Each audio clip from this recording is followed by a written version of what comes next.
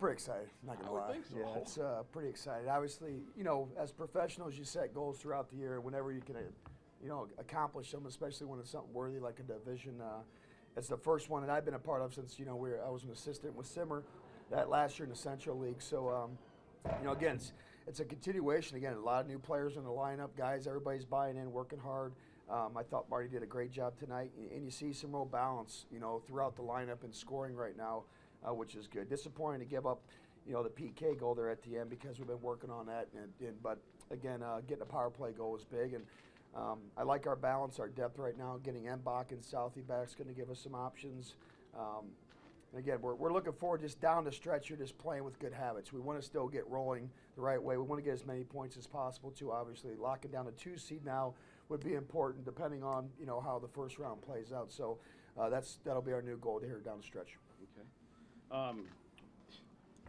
If you do play Mike and Jordan tomorrow, you got to make some moves, right? Yeah, I got to talk to David about that because I don't know. We got some different moving parts. I would imagine maybe one.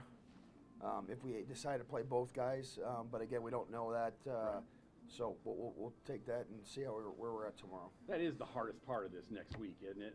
Figuring out what you're going to do. Yeah, it's tough. Obviously, you love all these guys. Obviously, Yeah. It's They you love won them you all. the division. Yeah, you love them all. They've all been a big part of it. We brought some different college guys in to give them some looks, and again, they're showing the reasons why they belong to play at this level, but. That's obviously going to be tough down the road here is when we have to start making those decisions, having to say goodbye. But, it seems like every day you guys are talking about in the press, so we can't really get away from it. So there's a new article every day about who's not going to make the team. So I'm wondering. I didn't say who's not going to make it. I'm wondering why we're talking about it every single day. But because I think part of it is we see what those guys have done for you. Yeah. When the season could have been really tricky there with that trip. Yeah. They really stabilized everything and played hard, Yeah. that's the thing. Yeah. But they got to go out and play every night. Yeah. And when they're reading in the papers every day who's going to be on the team. What'd you think of Denis? I liked him, good puck mover. For a smaller guy, I thought he handled heavy contact on the forecheck well. They try to put a lot of soft chips into his corner. Some bigger guys. They got a bigger, heavier team. They got some guys that play a pretty heavy north-south game, and I thought he did a really good job of getting in there, protecting the puck, absorbing it, waiting for his center to get down there and help. Again, just like any first-year pro, he's going to get better with time, just like Sevelrod's gotten better with time. So, he gives us that right shot, puck-moving D, and you see how well Hamonick's playing now with poise, moving the puck better. So, once we can get those, when Danny left the team, we really, had all these left shot D. It kind of jammed us up in transition sometimes, but now you can see it starting to get a little bit better now. I like the way he keeps his head up. Yeah. He's always looking. Yeah, it reminds me of a right shot Frankie DeAndres. That's what I said. David said Mark Barlow. I don't know who that is. You mentioned it's important to try and get the second seed, but this gives you also the opportunity to rest some guys if you want or get them healthier, or is that not really Yeah.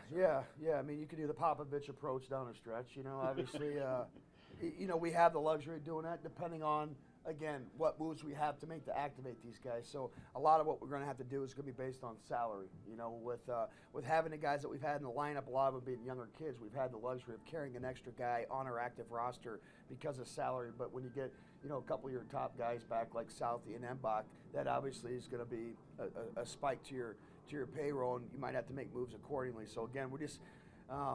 I'd like to imagine we can give some guys some rest down the stretch next week, but most of these guys are going to want to stay in a rhythm and keep playing. So, and we want to get playing the right way down the stretch too. So, we'll just take it day by day like we always do. Well, even beyond that, just kind of getting the chemistry back, adding in some of those guys that are coming back down from the AHL. How much is that a focus, particularly tomorrow and down this last stretch? It's important, obviously, for a guy like Mbach. Montgomery, I played him the most. I've played him since he's been activated. He played well. Again, the guy's got to get in the game shape. We can skate them all we want in practice. They can go to the gym all they want in practice, but at the end of the day, they got to get in the game shape, contact shape.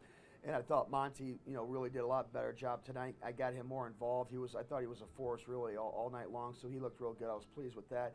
Mbach has just been practicing with the team, but I need to see him on the ice myself before I feel comfortable as to how I'm going to play him, because at the end of the day, I don't want to rush anything necessarily with him. I know he would like that, but we need to do what's best for him. So that'll be a conversation that we'll have on a daily basis.